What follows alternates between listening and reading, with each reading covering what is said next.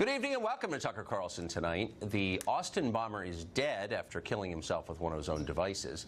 Who was he exactly, and what inspired him to murder? We'll share everything we noticed ahead. Details are coming in. But first, a longer-term story, maybe more profound. Law and order is breaking down in the largest state in this country, California. The mayor of Oakland, Libby Schaaf, warned illegal immigrants ahead of a planned federal raid that allowed them to flee. And now 3 of those who did flee, all Mexican nationals, have been arrested for newly committed crimes that include robbery, DUI, and spousal abuse. All of this could have been avoided, of course, were it not for Libby Schaaf, the mayor of Oakland. She says she did nothing wrong. Watch. And while I am very committed to being a law-abiding citizen, I feel confident that my sharing this information, because I did not receive it through official channels, is legal, and frankly, it's my ethical obligation. Residents should know that they do not have an obligation to open their doors if an ICE official knocks. Joe Alioto Verniz is an attorney. He's running for San Francisco DA, and he joins us tonight. Joe, thanks for coming on. Yeah, you're welcome. Thanks for having me. So 2 of these guys were wife beaters. What would you say to their wives? 2 of the guys that were arrested one of the guys had been convicted.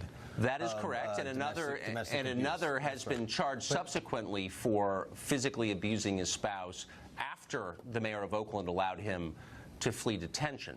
So his wife was injured, according to police. What would you say to her? Well, the bigger question is this. We are a law of nations, right? So if there is a lawful order to keep somebody or to hand somebody over to ICE, there is no evidence that any sanctuary city in the world, or in the United States rather, has not followed through with that lawful order. ICE is following up with these detention orders. They're called detainers, and the problem is that these detainers are voluntary. They're not lawful orders, and so it's a little inflammatory to say that, oh, we're just handing these people over. If there were lawful orders, if there was better cooperation between the sheriff's department, then yeah, you're right. You would have. But what you're not describing what actually happened. What happened is the mayor of Oakland warned people, affirmatively warned them, so they could evade detention by federal immigration authorities. 3 of them, at least, went on to commit other crimes during the time that they would have been detained. They were warned by her, and one of them beat his wife. And so, among the many questions I have is, what would you say to her? She wouldn't have been beaten if the mayor of Oakland hadn't done that. Tucker, there is no evidence that these people actually received the information that the mayor put out. There were 800 people that they were looking for. 232 were actually arrested. Now, I served on the Fugitive Recovery Enforcement Team for the City and County of San Francisco when I was with the police department, and 30% is really good. I mean, you would ask anybody that is on any of those fugitive evidence. Would you? So would that be your answer? Would that be the answer to the wife? It's not. There's no evidence they heard what the mayor said. I mean, the truth is, the mayor did warn these people, whether they heard it or not. You're right, we don't know. But is that the risk we're willing to take? I mean, what do you think of that? They committed crimes. They would have been detained were it not for Libby Schaaf. That's something you're happy to defend? No. What I'm defending is due process. Everybody is entitled to due process. The 14th Amendment, unfortunately for ICE, says that, you know, even people that are here unlawfully are entitled to due process. But so that doesn't. But that's a separate question. This is the mayor, quite apart from that question. Oh, is it really? So she warns them. She says, in effect, flee so you don't get caught. She has no legal or moral obligation to do that. She did that for political reasons, and this is the effect. People got away and went and committed other crimes. It's not about due process. It's about, should elected officials be warning people so they don't get arrested by the feds? That's insane, most people would say. You don't think it is?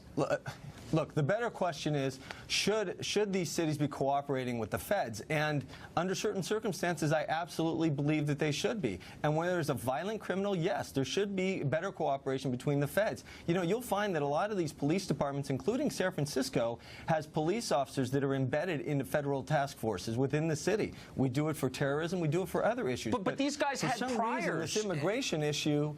No, I get it. I get it. I absolutely get it. And okay, yes, so for just to be clear, you're who have not been convicted. These people should be arrested. Okay.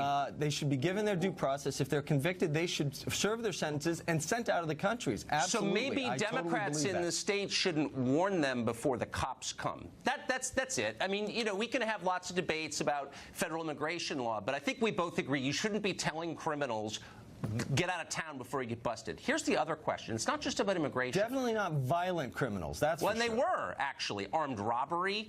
As you said, one of those guys had a prior conviction for wife beating. I thought we were on the side of women here. Apparently not. But let me ask you this. Well, every illegal alien who's working in the state of California, if he's working for a company, is by definition committing fraud with the ID he's using. He's using fake documents. That's a felony. Is that not a big deal? It seems like a big deal post 9/11 to me. Is that a concern for you as someone running for DA, that someone's using fake documents, identification documents? Well, listen, if it's a violation of federal law, the federal enforcement should definitely take over. It's not a violation of California law. Wait, hold on. It's not a violation of California law to use a fraudulent ID for the purposes of getting a job or doing anything else. That's cool in California. I can do that. Well, actually, in San Francisco, if you are not a U.S. citizen, you can get a California ID. So you don't have to use fraudulent IDs. For your job. Oh, yes, you do. Yes, you do, because you need to produce a Social Security number, and if you're here illegally, you can't do that. No, you can't get a federal Social Security number.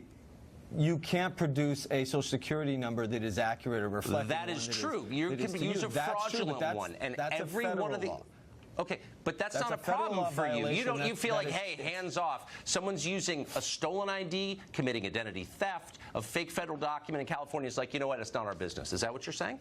No, identity theft is an entirely different subject. But federal immigration enforcement or federal Social Security law is not the priority of San Francisco. Apparently not. Or the San Francisco Okay, well, I go there a lot, and I'm going to think through. I'm going to call you and find out what laws I can break as an American citizen. Not many, I'd bet. Not as many as the illegals get to, it doesn't seem like. That's not true. You know, I understand you're a local boy from here in San Francisco anyway. When does the prodigal son come back home? I don't know if I dare. Joe, good to see you tonight. Thank you. Good to see you too, Tucker. Not every leader in the state of California is trying to undo or sabotage federal law. Dave Harrington is mayor of Aliso Viejo. He wants the city to opt out of the new sanctuary state law, and he joins us tonight. Mr. Mayor, thanks for coming on. So tell us the position it puts you in as the leader of your city when the Attorney General of California says it's a crime for you to comply with federal law. Where does that leave you? Yeah, it puts me in a really untenable position, Tucker, because I am responsible for 50,000 people in my city. I'm responsible for their safety, and that's how I feel. So you're telling me I cannot enforce the law. And to your prior guest, listen to the pretzels they have to tie themselves into to justify this sanctuary state. It's ridiculous. It makes us less safe, and that is the problem. And we got to start pushing back on this stuff, or we're gonna ruin this state completely. So if you're an elected official, by definition, your first job, your only job is to look out for your voters, for the citizens who elected you. What does this say about the priorities of the leaders of the state of California, that they seem to be putting foreign nationals here illegally over and ahead of the safety of California citizens? What does that say about them? It says that they're far more interested in people that do drugs, criminals, illegal aliens, and all the rest over the interests of law-abiding, tax-paying citizens. That's what it says. So, I mean, how can a government like that continue? I mean, basically, the state has declared war on its own citizens. I mean, by its behavior. I don't think that's an overstatement. Right, but only the law-abiding citizens. They're not declaring war on the criminals at all. They want to let them out and just roam free. And even these violent crimes, Prop 57 is the Let the Violent Felons Out of Prison Early Act. There's just a whole host of crimes that are listed in that particular section that aren't considered violent crimes under the Penal Code, and those people are eligible for early parole. We got 10,000 sex offenders that are eligible for early parole because of that law. So it's an untenable position to be in. How does it, you sound like by your accent you're from California. As you look at your state over the course of your lifetime, how does it make you feel? I'm not from California. I'm actually from Maine. Not missing the snow Couldn't have got that more wrong. Well, your accent sounds like Southern California. Well, I've been here since I was 6, but my dad was in the Navy, so we traveled around a little bit.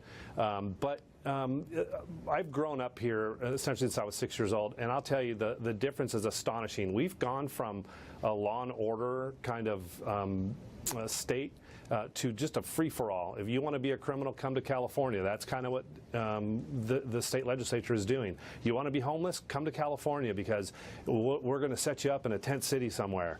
It's just gotten ridiculous, Tucker. There's just no enforcement of the law here. I'm sorry about that. Mr. Mayor, good luck fighting that. Thanks, Tucker. Appreciate it. All right. 2 nights ago, we did a short segment on what has happened to a town called Hazleton, Pennsylvania. In just 15 years, thanks to mass immigration, Hazleton has gone from 2% Hispanic to majority Hispanic. Spanish is now the predominant language there. People who grew up in Hazleton feel lost when they come home. We learned all of that from National Geographic, which did a story on demographic change in the city of Hazleton. We told you about it because something similar is taking place all over the country. It's one of the reasons our society has become so volatile. We got a big reaction to that. A lot of people who were raised in Hazleton wrote to thank us for shining a light on what's happening there. Many on the left started yelling. Some called for this show to be pulled off the air. President Obama's old flack, Dan Pfeiffer, described our segment as equal parts racist, dumb, and inaccurate. He didn't say how it was any of those things, because, of course, it wasn't. His real gripe was that it was true. People like Dan Pfeiffer hate the fact that conversations like this are even happening. Enforced silence is the key to their success. But no more. We're going to keep on this story because we think it's important. We won't be bullied, and we're going to take you again to Hazleton later in the week. We hope you'll watch us then.